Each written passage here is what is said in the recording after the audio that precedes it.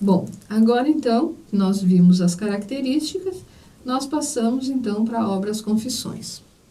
As Confissões de Santo Agostinho, livro 10º, capítulo 7º, onde ele fala sobre Deus e os sentidos. Citando Santo Agostinho, então. Que ama, então, quando amo a meu Deus? Quem é aquele que está acima da minha alma? É por minha alma, portanto, que subirei até ele. Hei de sobrepujar a força que me ata ao meu corpo e que enche meu organismo de vida, pois não encontro nela o meu Deus. Se assim fosse, prestem atenção, o cavalo e a mula, que não têm inteligência, também o encontrariam, porque essa mesma força vivifica seus corpos. Prestem atenção por quê? Porque aqui ele está fazendo aquela desvalorização do corpo, enquanto somente corpo, está valorizando a alma, porque é a alma que tem partículas da coisa divina de Deus. Continuando. E existe outra força que não só vivifica, mas que também torna sensível minha carne, que o Senhor me deu, ordenando ao olho que não ouça e ao ouvido que não veja, mas aquele que sirva para ver e este para ouvir, e que determinou a cada um dos outros sentidos o respectivo lugar e ofício. É deles que se serve minha alma para exercer suas diversas funções, permanecendo, contudo, uma só. Vencerei também essa força, que também a possui o cavalo e a mula, pois também eles sentem por meio do corpo. Tá? Aqui tem várias das características que nós falamos, mas eu vou deixar para vocês depois, em posse do texto, vocês sublinhem para que fique bem claro. Mas vamos ver mais especificamente, né, o que ele diz nesse mesmo livro, no capítulo 32, sobre os prazeres do olfato. Quanto à sedução dos perfumes, não me preocupo demais. Quando ausentes, não os procuro. Quando presentes, não os recuso, mas estou sempre disposto a deles me abster. Pelo menos assim me parece, embora talvez me engane. Trevas deploráveis me envolvem, que me escondem minhas faculdades reais. Por isso, quando meu espírito indaga a respeito de suas forças, bem sabe que não pode confiar em si mesmo, por seu íntimo permanecer muitas vezes insondável até que a experiência lhe o manifeste. Ninguém, pois, se deve ter seguro nesta vida, que é a tentação perpétua.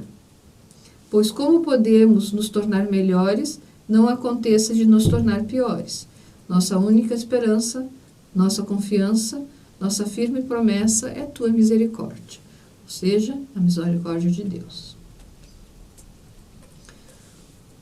Outro exemplo, né? Ele fala sobre outro exemplo para nós na nossa aula de estética, claro. Né? No capítulo 33, ele fala sobre os prazeres do ouvido. É só um pequeno trecho, ele é bem maior do que isso. Então, citando. Os prazeres do ouvido me prendem e me subjugam com mais força, mas tu me desligaste, me liberaste. Agrada-me ainda, eu o confesso, os cânticos que tuas palavras vivificam, quando executados por uma voz suave e artística. Todavia, eles não me prendem, e dele posso me desvencilhar quando quero, para assentarem no meu íntimo, em companhia com os pensamentos que lhe dão vida, buscam em meu coração um lugar de dignidade, mas eu me esforço ou me ofereço para ceder-lhes só o lugar conveniente.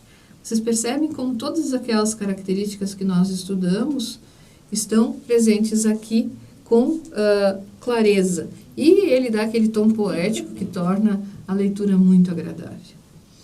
No capítulo 34, sobre o prazer dos olhos, né? Eu achei muito interessante isso, porque nós somos, a civilização ocidental é uma civilização muito da visão, né?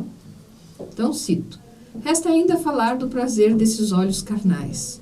Oxalá que os ouvidos fraternos e piedosos do teu templo ouvissem a minha confissão, encerrando assim as tentações da concupiscência que ainda me perseguem, apesar de meus gemidos e dos desejos de ser revestido de meu tabernáculo, que é o céu. Meus olhos apreciam as formas belas e variadas, as cores brilhantes e amenas. Oxalá elas não me acorrentassem a alma. Oxalá ela só fosse presa pelo Deus que criou coisas tão boas, ele é meu bem e não elas. Todos os dias, estando acordado, elas me importunam sem o descanso das vozes que se calam, e às vezes de tudo o que existe quando silencia. A própria rainha das cores, a luz, que inunda tudo o que vemos, e onde quer que eu esteja durante o dia, acaricia-me de 1000 modos, mesmo quando estou ocupado em outra coisa e não lhe dou atenção.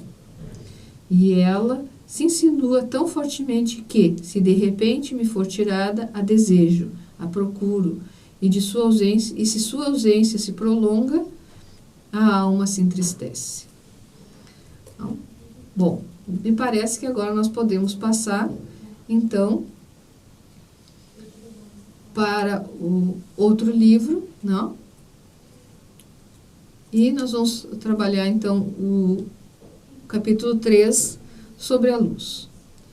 Sobre as palavras, estou citando Santo Agostinho, sobre as palavras que proferiste no começo da criação, faça-se a luz, e a luz foi feita, eu entendo que se adaptam com propriedade à criatura espiritual, que já era uma espécie de via apta a receber tua luz.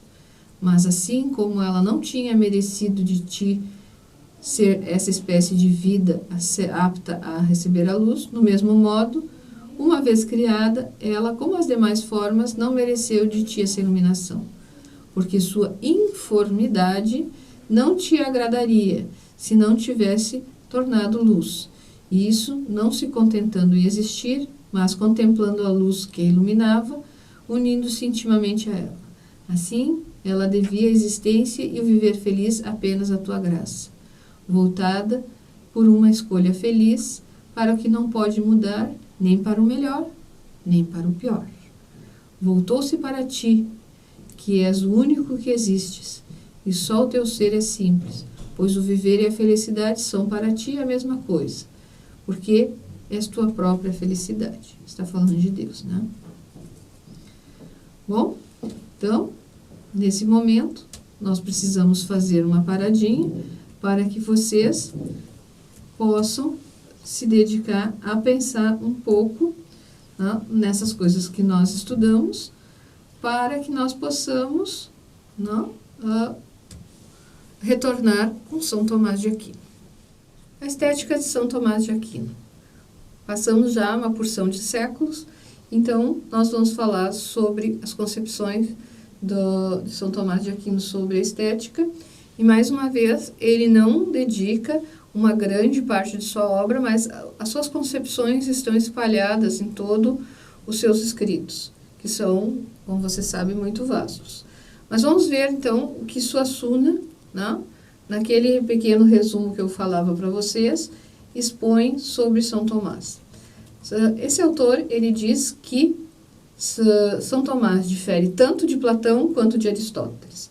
E ele diz, né, ele afirma que São Tomás difere de Platão quando ele diz, Platão diz que a beleza está no mundo das ideias ou tem relação com as ideias, e isso São Tomás não trata, mas São Tomás também não é aristotélico quando ele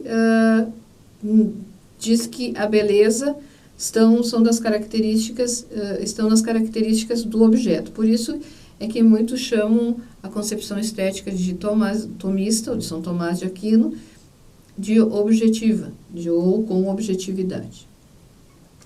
Mas isso não quer dizer que para São Tomás os aspectos subjetivos não sejam importantes. Ao contrário, né, do ser humano, daquele que sente a beleza, né, são necessárias tanto a intuição quanto a imaginação, né, para quê? Para que o sujeito ele possa recriar e usufruir da beleza do objeto. Aí vocês podem observar, né, que para São Tomás, e assim como foi para Platão e para outros, para Platão, Plotino, Santo Agostinho, o objeto tem as características de beleza. Porque isso é importante porque pode ser, e nós vamos ver depois, pode ser alterado, não? Então, para São Tomás, o que o objeto tem que agrada ao ser humano? Ele tem integridade, harmonia e claridade, não? Agora, eu vou citar um outro autor, que eu consegui um artigo dele numa revista, e esse eu vou pedir para a tutora Juliana disponibilizar para vocês. Então, vamos falar de novo das características que tornam o objeto belo. Então, ele diz assim, são 3 as determinações para a beleza, principalmente a pureza, integritas ou perfeição. A segunda, as características da devida proporção, ou harmonia, que remonta à obra de Dionísio Areopagita, e entre as quais encontram-se também os conceitos de uniformidade e de concordância. E por fim, a claritas. Vocês viram que esse autor explica melhor aquilo que o outro apenas citava, né? Então, o que é a claritas? É o brilho ou clareza. Fica bem, para o português fica bem mais simples do que para esse professor alemão. Então, continuando com esse professor alemão, ele diz, remontando ao 4º capítulo da obra De Divinis Nominibus, Aquino atribui a Deus como causa do belo e origem do brilho, ou seja, da claritas, e da harmonia, consonância, e que se manifestam juntos no conceito de belo. Belo em latim se diz pulcrum, e do honorável, honesto. Deus é chamado de belo na medida em que é causa da harmonia e do brilho de todos os entes. Neste sentido, continua ele, a beleza do corpo consiste de membros bem proporcionados e de uma cor brilhante, isto é, saudável, ao passo que a beleza do espírito implica um uso bem ordenado dos dons espirituais segundo a clareza espiritual da razão. Bom, então, agora nós podemos dizer, né, que, para concluir essa pequena introdução, que o bom e o belo são ao mesmo tempo idênticos em realidade, pois ambos estão assentados na forma que é seu fundamento comum, né? E uma coisa que vocês precisam anotar com bastante clareza é que em São Tomás o belo e o conhecimento estão unidos, coisa que não acontece em outros filósofos, né? E um exemplo bem claro, bem importante é Kant. Né? Bom, para continuar o nosso trabalho, eu tomei emprestado um texto de um dos nossos alunos aqui, que agora está no mestrado. Quando ele foi meu aluno, ele fez esse trabalho sobre a estética em São Tomás de Aquino, ficou muito bom, então eu vou utilizá-lo, né, como mais uma fonte de apoio às coisas que nós temos visto. E é muito bom o trabalho do William, porque ele começa com os dados biográficos do Tomás de Aquino. Então, como eu disse para vocês, né, de Santo Agostinho para Tomás, Santo Agostinho é conhecido como o pai da igreja, por isso o termo patrística. Já São Tomás, ele pertence a um outro período, né? Olha, 1225 foi quando ele nasceu, 1274 quando ele faleceu, né? E ele era italiano. Há muitos séculos de diferenças, então esse momento já é chamado escolástica, porque, enfim, é um outro período com outra situação em um outro lugar, né? Então, São Tomás foi um dos maiores expoentes da filosofia escolástica medieval, procurando em suas obras realizar uma conciliação entre fé e razão a partir de uma síntese entre a doutrina cristã e o aristotelismo averroísta. O que significa isso? Significa que São Tomás não lia o grego. Então, ele não leu Aristóteles, né, que foi um autor de base para ele, na língua original, mas sim, ele leu Aristóteles a partir de traduções desse filósofo muçulmano, islamista, né, chamado Averroes, que residia na Espanha. Outro nome que é conhecido, Tomás de Aquino, é doutor Angélico. Né? Por quê? Porque ele fez um trabalho muito grande, né, tentando unir filosofia e teologia, razão e fé. Bom, então vamos entrar no conceito de belo para São Tomás. E aí, esse aluno, ele inicia dizendo o seguinte: segundo Platão, a beleza é o belo em si, isto é, a ideia do belo existente no mundo inteligível. Isso nós sabemos. Santo Agostinho, cristianizando essa concepção, identifica a beleza com o próprio Deus criador de todas as coisas belas. Muito bem. Contudo, em ambos os autores percebe-se que o belo situa-se numa realidade metafísica extrasensível, não aqui, não? Numa outra dimensão. Por outro lado, a estética de Tomás de Aquino, sem romper definitivamente com essas fontes, né? Distancia-se do idealismo platônico e neoplatônico e fundamenta-se no realismo aristotélico, inovando na medida em que inicia um processo de superação da dicotomia entre o belo sensível e o belo inteligível, ou belo sensível e o divino. Portanto, a estética de Tomás pode ser definida como um pensamento estético realista e objetivista. Desse modo, como se pode depreender de vários trechos da obra tomista, as coisas sensíveis, isto é, reais e concretas, possuem nelas mesmas alguma coisa que as faz bela, isto é, possuem caracteres objetivos de beleza. Aí cito: uma forma não é bela porque a amamos, mas a amamos porque é bela. E ainda, o belo é que é o que agrada ao olhar. Aí vocês veem como, de certa forma, também não está tão distante do de Agostinho, mas também não é o mesmo. Bom, vamos falar um pouco sobre o belo na Suma Teológica. A Suma Teológica possui em sua primeira parte uma narração, uma exposição sobre a doutrina da Santíssima Trindade. Ao abordar na questão 39 o tópico da relação pessoas-essências, no 8º artigo, Tomás discute a distribuição dos atributos essenciais às pessoas divinas. Ele menciona diretamente quais sejam essas características objetivas do belo, ou seja, aquilo que ele faz com que uma coisa seja bela. E aí vocês veem como repete aquilo que nós já conhecemos dos outros autores. Tá? Então, citando a Tomás de Aquino na Suma Teológica. Abre aspas. Para a beleza se requer 3 coisas. Primeiro, integridade ou perfeição, pois o inacabado, por ser inacabado, é feio. Também se requer a divina proporção ou harmonia. Por último, se precisa a claridade. Daí que o que tem nitidez da cor seja chamado belo. Portanto, as características reais e objetivas pelas quais uma coisa pode ser dita bela, as categorias de juízo estético, ainda os critérios concretos para uma definição de belo natural e artístico são integridade e perfeição, proporção, harmonia e claridade. Isto é, tá? Citando um autor, pela proporção ou harmonia, o ente é completo e uno. Pela integridade ou perfeição, o ente possui tudo o que lhe é devido. E pela clareza, ele manifesta essa ordem que lhe é própria. Tá? Muito bem.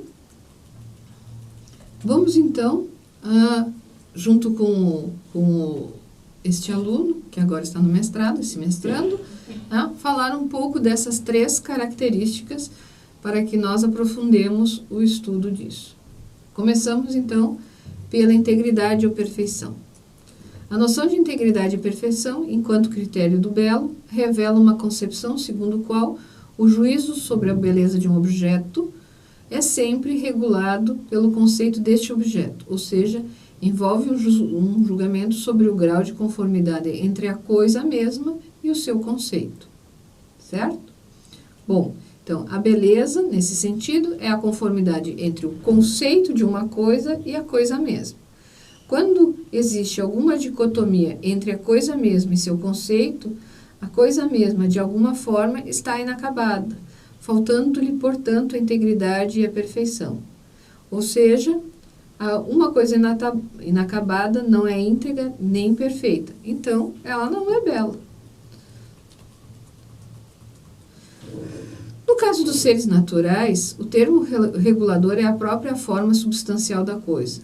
tal como a natureza humana em si regula o nosso julgamento acerca da integridade de um dado corpo humano. No caso de seres artificiais, o termo regulador é a ideia presente na mente de seu artífice. Tá? Ou seja, quando o artífice, por exemplo, um carpinteiro, tá? Ele tem na sua cabeça, tá? O modelo da armação do telhado que ele quer fazer, e aquilo fica exatamente igual, aquilo então, como ele é íntegro, ele é belo. Senão, não será assim. E no ser humano a mesma coisa. Ou nos animais, enfim, nas coisas da natureza, a mesma coisa. Bom, vamos entrar no item 2, a proporção ou harmonia. Encontram-se nos textos de São Tomás menções a 7 tipos específicos de proporção. Vocês têm que lembrar, né, o aristotelismo dele. Primeiro, a relação entre essência e existência em todas as criaturas, tá? Chamado também de ente e a essência. Segundo, a adequação da matéria à forma nas criaturas corporais, tá? Que se chama teoria ilemórfica. Terceiro, a relação quantitativa entre os elementos sensíveis, né? Que seja visão e audição, arquitetura e música, por exemplo. Quarto, a relação puramente racional ou moral entre diferentes coisas. Quinta, a adequação de algo a si mesmo ou a sua função. Observe que já surge algo novo, que é também adequação à função. Sexto, a relação de ordem entre diversos elementos constitutivos, ou seja, um conjunto. Sétimo, a relação psicológica entre sujeito e objeto. Esses 7 diferentes tipos de proporção se reduzem a 2 tipos fundamentais. Primeiro, a proporção ontológica, ou seja, aquela que está enraizada no ser, tá? Que designa as relações intrínsecas da própria estrutura das coisas. E a proporção psicológica, né? Que designa a relação harmoniosa entre o sujeito e o objeto. Percebam, né? A proporção ontológica está na coisa e a proporção psicológica está no sujeito. Já é um avanço, eu digo um avanço porque vai nos facilitar que nós compreendamos o que vem depois, né? Outras estéticas, eu quero dizer. Terceira, claridade. Claridade é a noção de esplendor, ou seja, uma espécie de manifestação, de epifania. Em Tomás de Aquino, apresenta diferentes significados, que vão desde um sentido simples e literal até um sentido místico e metafísico. Vocês viram como eles não se afastam jamais dessa noção, né, de metafísica em sua concepção de beleza. Não? Então, o que pode significar isso? Pode significar, 1, a luz e a cor física. 2, a luz da razão, que torna as coisas conhecidas. Eu sei que vocês já fizeram várias outras disciplinas e vocês já viram várias vezes essa coisa da luz da razão. Depois nós temos o movimento iluminista, né, ou esclarecimento, que é de novo razão, luz da razão. Vocês veem como essas metáforas elas aparecem muito. Então vamos retomar. Pode significar, primeiro, a luz e a cor física. Segundo, a luz da razão, que torna as coisas conhecidas. Terceira, o brilho da reputação terrena. Quarto, a glória celestial dos corpos glorificados dos bem-aventurados.